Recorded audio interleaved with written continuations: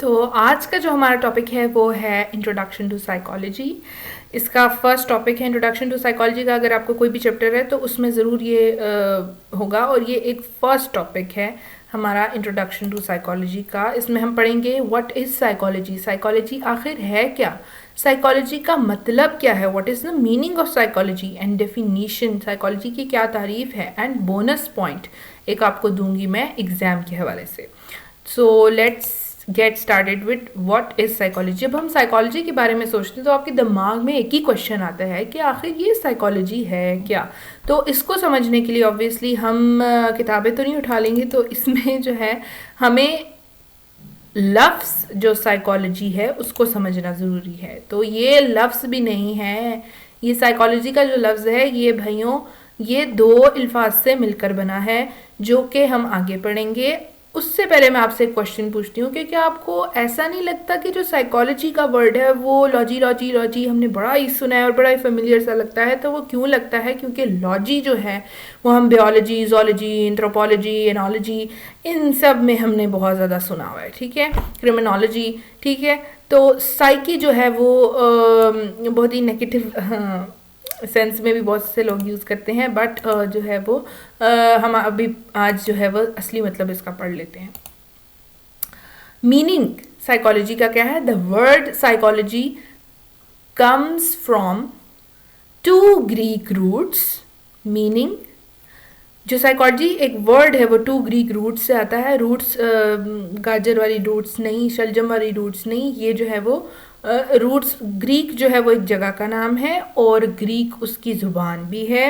तो ग्रीक की रूट्स यानी कि उस जगह की जो ज़ुबान की जो रूट्स हैं, यानी कि वो असली अल्फाज जो हैं ग्रीक के, वो दो अदद हैं जिनमें से एक का मतलब है, एक का नाम है साइकी और दूसरे का नाम है लॉगोस।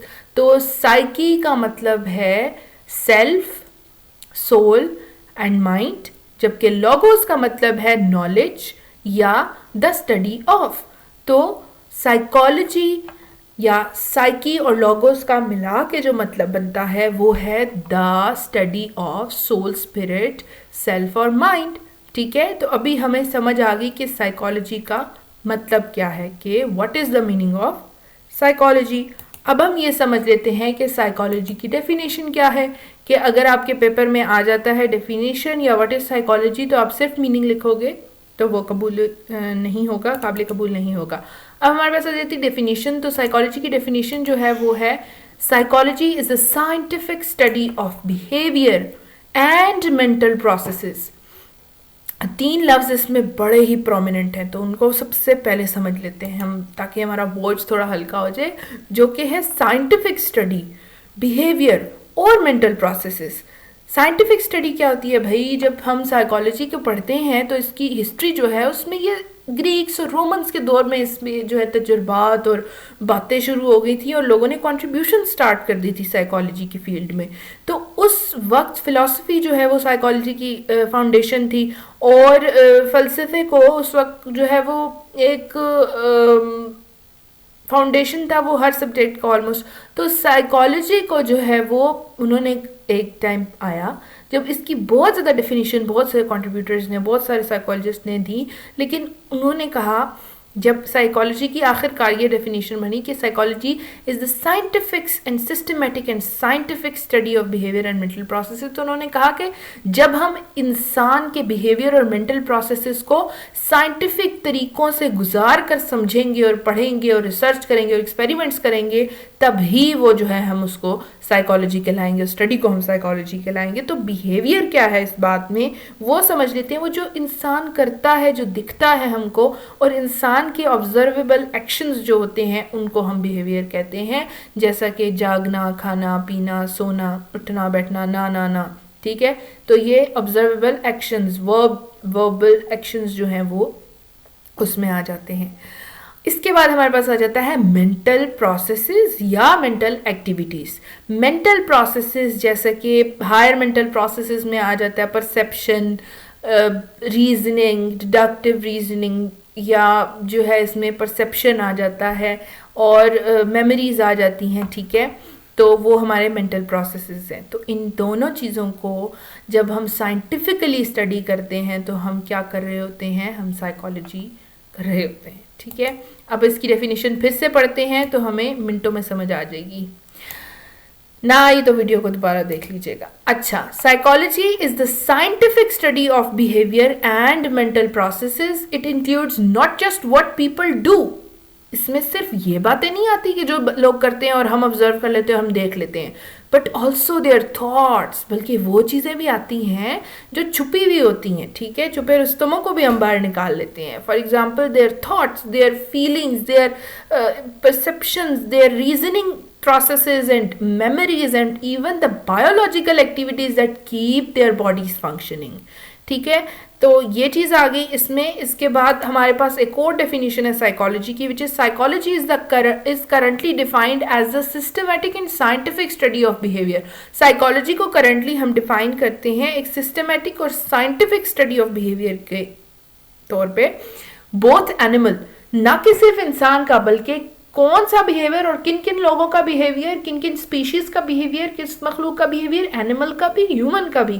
और उसमें जब स्पेसिफिकली वो बता रहा है कि ह्यूमन बिहेवियर की बात हो रही है तो वो कहता है कि द टर्म ह्यूमन बिहेवियर, जो टर्म है ह्यूमन बिहेवियर, वो रेफर करती है ऑब्जर्वेबल एक्शंस के को, such as eating, speaking and laughing, as well as to mental activities such as planning, thinking and imagining। ये वही चीज़ें जो मैंने आपको पहले समझाई है।